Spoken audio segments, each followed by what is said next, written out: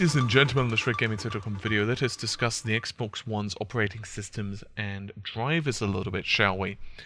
So, I'm sure you may have heard it through the grapevine by now, but Microsoft aren't completely satisfied with the voice recognition and performance yet of their system. Listening to user feedback, they have indeed started to improve that. You can check out Amata's video on this very channel if you want more information on that. However, they've also started to speak about the operating system, and an industry insider known as Thuay, that's Thuway, has recently started to comment on this. Now, I've also done this in an article, so you can read the tweets directly, and I've given all the links and all the other bits and pieces you'd expect. He said, and I quote, "I am trying to get a good read on when the next Xbox One driver update happens. Should mean great things, sometime in the next few weeks." He also pointed out, make no mistake about it, the team at Redmond working on the Xbox OS are probably the best OS programmers in the world. He also pointed out that in regards to the memory situation, I'm sure some of you may be aware that recent comments of developers saying, well, you know, this amount of memory is great and all, but we're going to run out of it eventually. And he's clarified on this, and he has said, "I should leave a footnote. Developers who made RAM comments were not complaining, only giving a straight answer. Indeed, developers are very happy with these next-gen machines, but let's not delude ourselves into thinking developer ambitions stop at 6 GB of RAM." Right, first of all, let's just address the last part. I'm ending the quote, of course.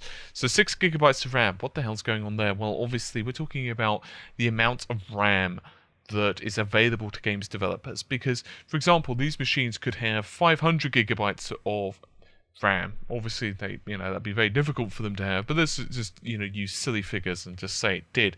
Well, if you've only got 1 GB available for games, then to all intents and purposes, all you've got is 1 GB of RAM for games. That's it. The 499 can go jump. In this case, there's 8 GB total for both systems. However, roughly 6 GB is available for games developers, right? Now, here's the whole point, and there's two specific areas this is addressing. The first is the drivers. Now, drivers are pretty simple. They basically tell the operating system how to control the piece of hardware that is in the machine. So in other words, okay, how does the graphics card handle? How does the sound work? And so on and so forth. And this is really important because if the drivers blow, they're not going to be able to perform as well as what you'd expect. Now, in the case of PCs, for example, you can get instances of huge performance boosts, like 10 to 30%, depending entirely on what drivers update, what games they are, and so on.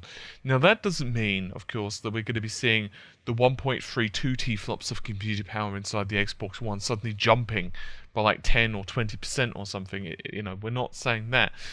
The relative specs of the machine remain the same, but what it does mean is that developers will be able to much better utilize the hardware that's in there.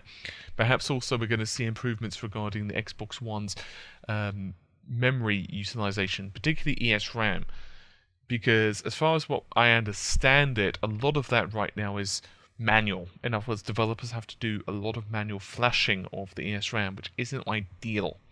So I guess we're going to have to see a lot of this, of course, is also going to depend on the SDKs of developers. But honestly, the SDKs, they're going to improve over time. As for the memory, now, obviously Microsoft can't ship another, 8 gigs of RAM into the systems, right? This has been one of the things, actually, that there was an interview a couple of months back, and developers of the Xbox One were saying that, oh, you know what? It allows us to put more memory in for cheaper, compared to GDDR5, which is, of course, inside the Sony's PlayStation 4. And when I heard that, I actually really didn't like that answer, because it's like, okay, well, you didn't, right? There's no point in saying, well, we can. That's like me saying, well, I could give you £1 million because I'm a billionaire, but I'm not a billionaire. I really wish I was, but let's just say for the sake of argument, I was. Hey, you know what? I could be, but I'm not going to give you it. Now, obviously, that's just being silly because RAM, it doesn't grow on trees and it's not free. But what I'm saying is, I don't like those type of answers. And if Microsoft had bitten the bullet a little bit and added more memory, it would have been an interesting. I'm not saying it would have been perfect, but it would have been interesting to see what would have happened if the Xbox One had, say, 16 gigabytes of RAM. Let's say 12 gigabytes available for games, and let's say 4 reserved for the OS, versus the PlayStation 4's 8 gigabytes of GDDR5. I just think that would have been made for a very interesting console generation, just to see how and what developers would A, do with that disparity, and B, what would the games actually look like? Would there be a real difference? I think that'd be kind of interesting from everyone's perspective. Regardless, that's not what happened. And so we have this situation where both machines are pretty much at a stalemate. Now, we do know that the footprint of the operating system, in other words, how much memory the operating system is reserving. So let's assume that we're using the figure of 8 gigabytes and 6. So 6 gigabytes is available to games developers. That means 2 gigabytes is basically the memory footprint of the operating system.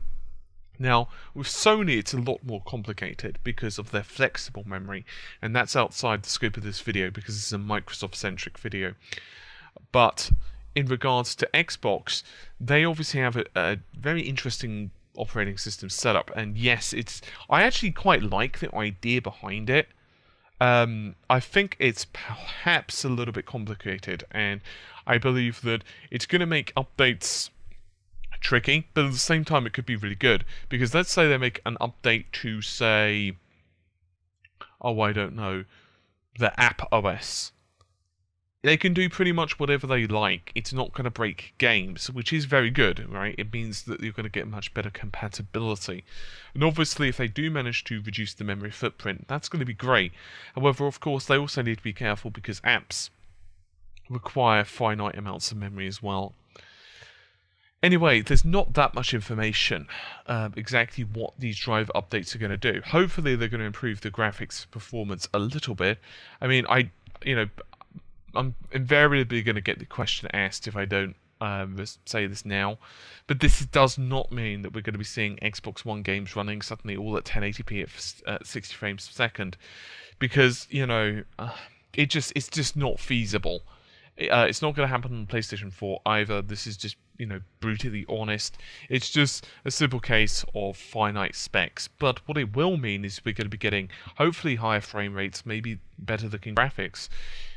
Especially down the line. It might make very few differences now, but what it might mean as well is the machine maybe loads a little bit faster, which, from what I understand, I don't own an Xbox One. It's on my buy list for early next year, but from all the reports and the experiences I've had, it does seem that the machine is a little sluggish loading, which is obviously not ideal.